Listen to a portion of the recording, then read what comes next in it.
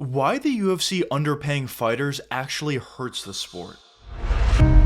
These fighters are risking their lives for $10,000. The UFC pay is going up dramatically. I'm broke, so I need to fight. I don't like when I see fighters suffering financially. I don't like it. This isn't a career. This is not a career. This is an opportunity. The UFC, makes billions of dollars a year, and they're only paying their fighters 15% of that. This is my company. Who the fuck are you to tell me how to pay my people? If you don't like it, there's a simple solution to this problem. Go start your own MMA organization. No barrier to entry. Knock yourself out. Pay them whatever you want to pay them. If you're in business with me, don't tell me no. Nobody in this building ever says no. Fans and fighters alike have been complaining about the UFC underpaying fighters for a while, and although some fans may not see it as a real issue for them as it doesn't really affect their pockets, at the end of the day, the UFC underpaying fighters actually hurts the sport. But quickly, before we get the video started, for those of you who may not know, I'm JuicyMMA, I make opinionative MMA content, and if you guys enjoy videos similar to this, hit that subscribe button, that like button, and that post notification bell. Also, if you guys are enjoying the videos and want to support the channel, be sure to hit that join button for members only live streams, videos alongside with other perks as well. But anyways, let's get into it.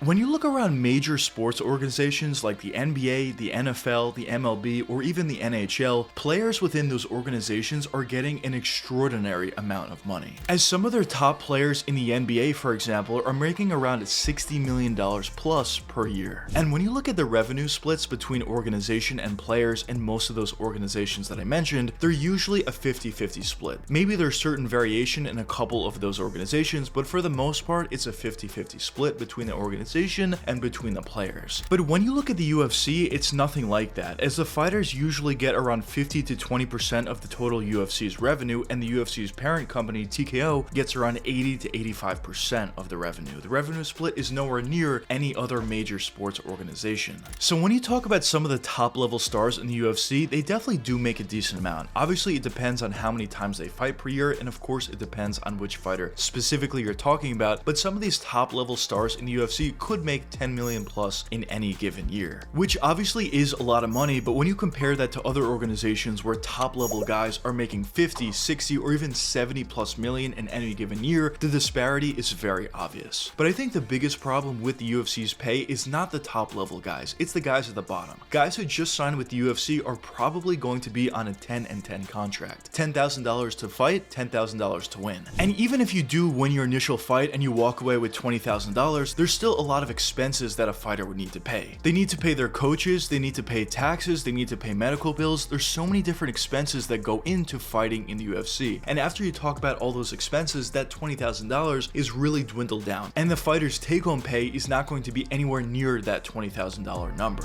A lot of people don't understand that when we have these fights that we owe people money after these fights. 60% of my money is already gone. Between the gym, between management, between taxes. But let's assume a fighter fights 3 times on a 10 and 10 contract in a year and wins every one of their fights. They're walking away with around $60,000 before any expenses. Even at that point, that $60,000 is not all that much considering what these guys are doing. They're fighting in the UFC, they're putting their bodies on the line, and they're trying to make a career for themselves. But especially considering, as I touched upon before, the fighter's take-home pay is going to be nowhere near $60,000. It makes it even worse. But now, when you look at the NBA, for example, and you see how much undrafted players are making as soon as they get to the league, they're making around $900,000 plus in their first year. And of course, this is talking about guys who are not even highly touted. So now if you're talking about everything going perfectly and making $60,000 in the UFC as compared to making $900,000 plus in the NBA, even if you're not a highly touted prospect, of course this is a big problem. Now obviously one thing that I do want to say is the money that the NFL or the NBA makes is significantly higher than the UFC's. And obviously players in those organizations are going to make more money than fighters in the UFC are. It's just how it works. But when the disparity is $60,000 if everything goes perfectly compared to $900,000 plus,